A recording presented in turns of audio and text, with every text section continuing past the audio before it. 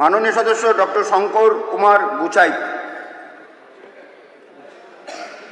ধন্যবাদ স্যার।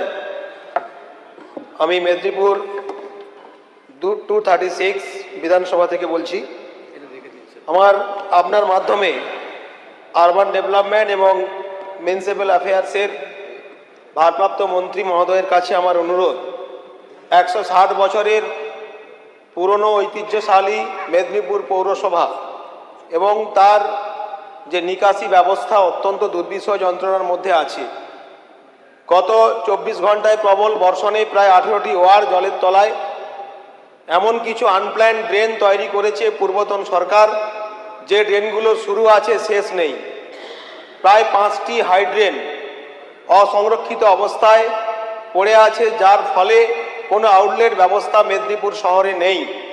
তাই ডাইনিং হলে সাপ ঘুরছে, কিচেন রুমে এক হাঁটু জল। দুর্বিষহ যন্ত্রণার মধ্য দিয়ে মেদিনীপুর শহরের প্রায় 1 লক্ষেরও বেশি মানুষ 3 দিন ধরে কাটাচ্ছেন। তাই আমি এই ডিপার্টমেন্টের ভারপ্রাপ্ত মন্ত্রী মহোদয়ের কাছে অনুরোধ করছি যে আপনি এই বিষয়টি ভালোভাবে দেখুন এবং যাতে সমস্ত হাই ড্রেনগুলোকে পরিষ্কার করা থেকে শুরু করে খড়গপুর আইআইটিকে কাজে লাগিয়ে মাস্টার প্ল্যান তৈরি করে মেদিনীপুর পৌরসভার সমস্ত ড্রেনেজ সিস্টেমকে মডিফাই করা যায় তার প্ল্যানিং করুন।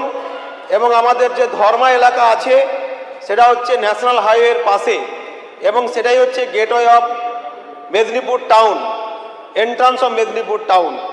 তাই ওই জায়গাটাতে অবশ্যই পিডব্লিউডিকে দেখা উচিত এবং সেখানে এই অত্যাধুনিক প্রযুক্তি লাগিয়ে অলরেডি আমি চিঠি পাঠিয়েছি সংশ্লিষ্ট ডিপার্টমেন্টকে।